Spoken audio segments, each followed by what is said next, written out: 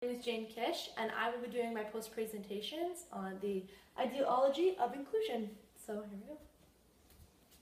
So for my poster presentation, I decided to do my topic on inclusion, as I said, and my goal for this assignment is to portray the positive examples of inclusiveness in the world today and just how we can promote inclusion in our daily lives. So in chapter 6, we talked about abled versus disabled, which is one of my favorite things to talk about because I have a passion for becoming more aware and educated and working with those who have a disability because I feel we can learn so much from them. So the ideals of inclusion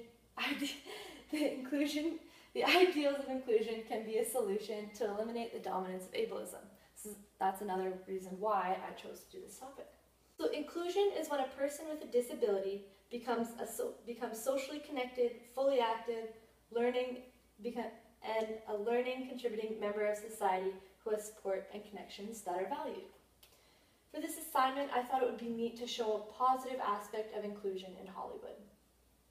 I chose to analyze these three individuals here: Jamie Brewer, who stars on American Horror Story, for those of you who have seen, Stevie Wonder, who is, I don't know, he's pretty legendary, and Chris Burke, who plays Corky on As Life Goes. So I chose these three individuals and I gained insight on their lives, their profession, their accomplishments, and more. And I was kind of looking to how they achieved their goals and what they did to get to where they are to make their dreams come true.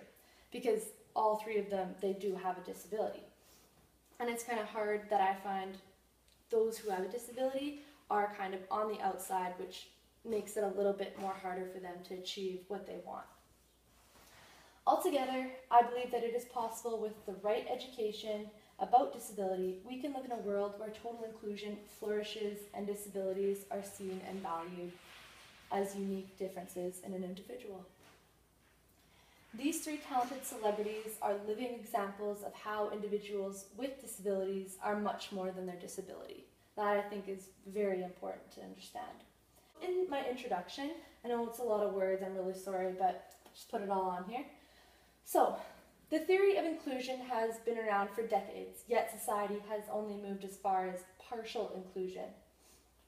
This is due to all the stereotypes, labels, and placed on those who have a disability, as well as the lack of education, because many people are not properly educated on the topic of disability. And this reduces our chances of full inclusion becoming possible in society. And I feel that as an aspiring teacher, it is up to us to change these stereotypes, and with the proper education that we can share with our students, it gives everybody the opportunity to learn and develop in society equally. People who have a disability are a part of the largest minority group in North America, and I feel that we, as the next generation of teachers, we need to change that. Both of them prove that opportunities for a person with a disability are limitless. Like it is possible, it is a reality that we can include them. And it gives everyone the chance to reach their full potential and function in society. Analyzing these journal articles has not only confirmed that inclusion is possible, but it is a reality, and that's what we have to understand. I gained a general understanding of inclusion from previous education class, but this class has helped strengthen my knowledge through journal articles and the other things that I researched. So I also researched the disability of the individual, their life growing up, their profession, their accomplishments, and I watched interviews and some movie clips of them. So it was really cool. Alright, so however, I did not take into account the families of each individual because I just wanted to focus on the individual themselves. And the reason for it is just because I felt it would be almost too much information. Getting into my literature reviews, I read two articles here, journal articles here. I picked The Impact of Inclusive College Programs Serving Students with Intellectual Disabilities on Disability Studies, Interns, and Typically Enrolled Students. That was a mouthful, but it was a really good article. And I also chose journal article number 1, which is The Silenced Discourse, Students with Intellectual Disabilities at the Academy of Music in Sweden, which I also thought was really interesting. Plus I'm going to Sweden this summer, so I'm super excited about that. And on my first article I won't say the title again, but it's right up there, This journal article describes post-secondary education offered to persons with a disability. So I think this is awesome. It's giving people who have a disability more opportunities to succeed and function normally in society. The Institute of Community Inclusion began developing post-secondary education for those who possess a disability in 2004, which is awesome. That's, 11 years ago? As of 2013, there are over 245 post-secondary programs in the USA, which is awesome. They also said something in there that Alberta, Canada, has been one of the leading provinces to promote PSE, or post-secondary education, for those who have a disability. The majority of programs offered a disability studies internship class. Well, not only internship, but it also just offers disability studies, and I found the internship one very cool because it offers individualized support and their education is able to flourish, so they can take that with them when they want to go somewhere and potentially apply for a job or into the workplace, like just different things like that, or workforce.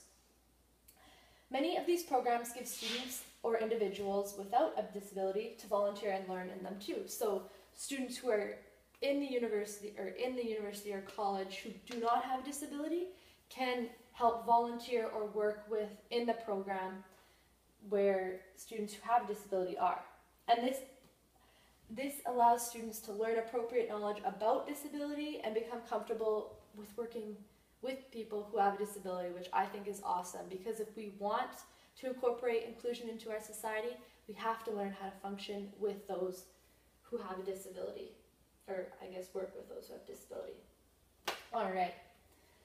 So the schools, they also ask the volunteers and the students and the teachers involved what or how it's going. They want their feedback so then they can make the program better for those future students coming in who possess a disability. Altogether, the aspect of inclusion is increasing in not only the media, but the education system as well. And it is opening more doors for everyone to succeed and reach their full potential, which is just awesome.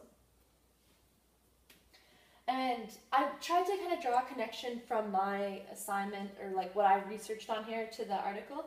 And I found that Jamie Brewer took a theater class and performed dramas, musicals, plays at a young age. And she went to college for kids in California and took theater classes there. And then now she's still attending the Groundlings Theater in school in California, and just to kind of improve her studies of theater and all of that. And so awesome. I don't know if this school offers a DS program. I was trying to look into that, but I could not find it. But the thing is that they're engaging in the aspect of inclusion by giving Jamie the opportunity to attend the school and take the classes she wants to take. All right, and a little extra information just to get it kind of on a more local level. The University of Regina offers a program similar to the ones in the article, and it is called Campus for All, and they offer a 4-year inclusive post-secondary education for those who have an intellectual disability. And there's a link here if you guys want to check that out after. Alright, so on to my second journal article. Pretty excited to be going to Sweden, but I read it and it is also very interesting on how it's just a different take on learning. You're learning through music instead of just straight education systems. So yeah, getting multiple views on that. Anyway, so in 2008, Sweden ratified the Rights of Disabled Persons Act by allowing persons with a disability to take part in higher education, which is what America did back in 2004. So Sweden isn't far behind them in the aspect that they were able to give them the opportunity of higher education. This promoted inclusion in not only universities, but in their music programs and academies as well. Couldn't say that word at first. A research study was done on individuals who have an intellectual disability and their interaction with music. It showed that a majority of individuals with an ID had good rhythmic sense and enjoy music. At the Music Academy in Sweden, they created a program for those with an ID and allowed persons without a disability to volunteer / work with them in the program too, which is beneficial for everyone involved. And obviously, since I put Stevie Wonder on here, I had to link him to music because he is a music legend. So, since Stevie Wonder was and still is a music producing genius and talented singer, I thought this journal article would fit nicely into my poster. This article proves that music can connect people to each other, and it is just another way that we are the same rather than different. And just a little extra information to get back down on a local level. I have even volunteered with students who have an intellectual disability, and the majority of them thoroughly enjoy music. Like when I was in high school, I volunteered at the functionally integrated program that my school offers for those who have any disability. Majority of them are intellectual disabilities, but 2 students who have Down syndrome absolutely love music. And one of them uses it as a calming method and the other just kind of enjoys it. This is my additional references for looking at films, all things like that. So I recently started watching An American Horror Story. It's a little, it's grotesque, but yet it's so good. And Jamie Brewer is in it, and her character is Adeline, and she does a fantastic job at it.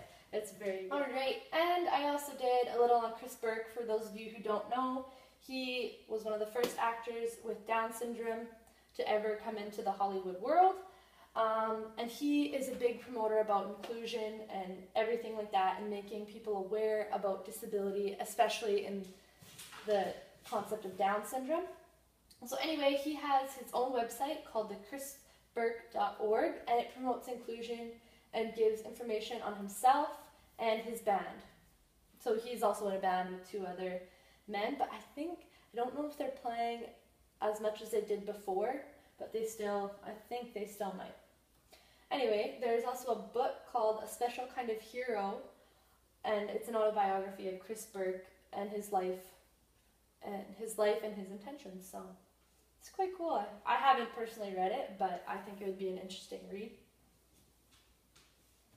Alright, now on to part 6, my findings. So for this portion, I will display the information I researched on celebrities who possess a disability and show their ideas slash promotions on inclusion. Alright, so to start off, Jamie Brewer. Jamie Brewer, born in 1985, and she is still living. She is recently, she's on the new season of American Horror Story again, so that's awesome. And she is a young actress who has Down syndrome, is best known for her role in the hit TV show American Horror Story, as I already said. And she has loved the performing arts ever since she was a young girl, and went to the Groundlings, and she does still go to the Groundlings Theatre School, which has helped kickstart her career in acting. She recently, so I don't know if many of you have read the paper back in February, but she recently made history by being the first woman with Down syndrome to walk the runway on New York Fashion Week. She wore a customized black A-line dress for designer Carrie Hammer and looked awesome. Carrie Hammer is a designer, and she has also helped. Last year, there was the first woman in a wheelchair to walk the runway, and she was also the designer for her. I thought that was very unique. Jamie stated in an interview that it was an amazing feeling and opportunity, and that it's great that the fashion industry is including women who have a disability. So she is very thankful that she had this opportunity, and she's excited that she can help promote inclusion in the fashion industry. So that was just one of the little videos I watched. And something else she did, she got the word retarded abolished in Texas, and it is now changed to intellectual disability. Alright, so Brewer is a role model for many young girls who has a disability, and you can follow her on Twitter here. And this was one of my favorite tweets that she made, because I was looking through her Twitter. I creeped around social media, I guess, but it was for research purposes. So, remember, I'm just like you, except with one more chromosome. So that is it. Like, she is just like everyone else here. She's walking, talking, breathing. She is human, but she just has one more chromosome. You definitely cannot underestimate her.